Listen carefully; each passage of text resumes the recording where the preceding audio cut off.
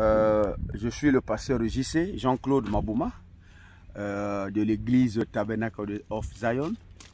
Je suis basé en Afrique du Sud. Je suis congolais de Brazzaville. Par la grâce de Dieu, je me suis retrouvé en Afrique du Sud et ça me fait 22 ans que je suis en Afrique du Sud. Et le ministère que moi je gère ici là, que je supervise, pas gérer, superviser, parce que le gérant c'est lui-même, hein, c'est Jésus-Christ, c'est son église. Donc ça me fait 14 ans dans la marche avec Jésus-Christ. Alors vous avez dit que, comment, quelle était la question? Comment marcher dans la vie chrétienne? Comment marcher dans la vie chrétienne? C'est très très simple. La Bible déclare, vous savez, nous avons tous eu l'invitation. Dans Matthieu 11, 28, il a dit, venez à moi, vous tous qui êtes fatigués, je vous donnerai du repos. Vous voyez? Et si vous lisez aussi dans Ésaïe chapitre 1, verset 18, il a dit, venez, on va raisonner. Il a vu que nous sommes pécheresses. Il a vu que nous faisons des choses terribles. Mais quand même, il nous appelle encore, viens, venez à moi. Venez, on va raisonner. Il a même dit, si tes péchés sont rouges, sont comme la cramoisie, sont noirs, violets, orange, je ne sais pas quelle couleur, je ferai cela plus blanc que neige. Il nous appelait. Ésaïe chapitre 1, verset 18 à 19. Tu peux aussi lire jusqu'à 20. 20, c'est très dangereux. 19 là, 18, il a dit, 19, il a dit, si vous êtes docile et si vous avez de la bonne volonté, vous mangerez des meilleures productions du pays. Vous voyez? Maintenant, qu'est-ce qu'il a dit en verset 20? Verset 20, il a dit, si vous refusez, si vous refusez et vous rebellez contre lui, vous serez dévorés, car sa bouche a parlé.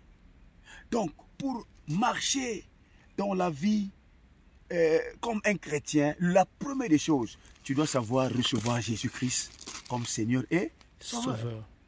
Tu dois être baptisé. 2 Corinthiens chapitre 5, verset 17.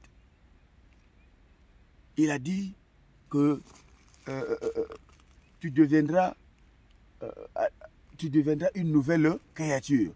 Toutes choses sont passées. Donc, tout ce que tu faisais dans le passé, tu volais, tu montais, tu faisais la fornication, l'adultère, dans le péché. Quand tu es baptisé là, le péché doit couler dans l'eau.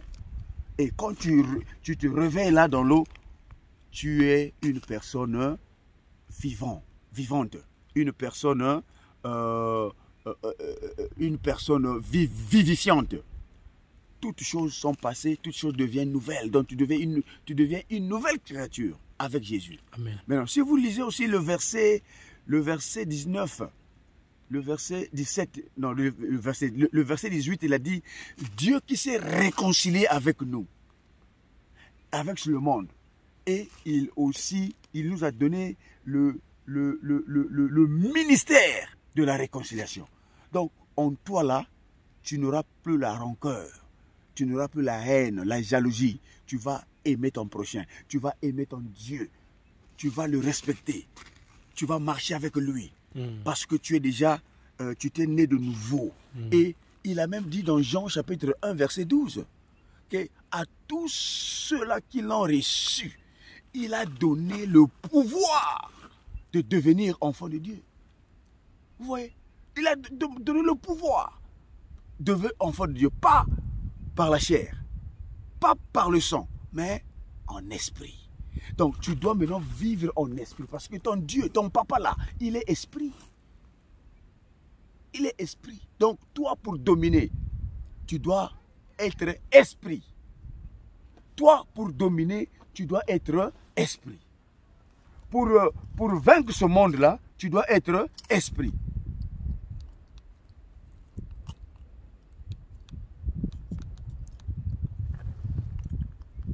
Pour vaincre le monde, tu dois être esprit.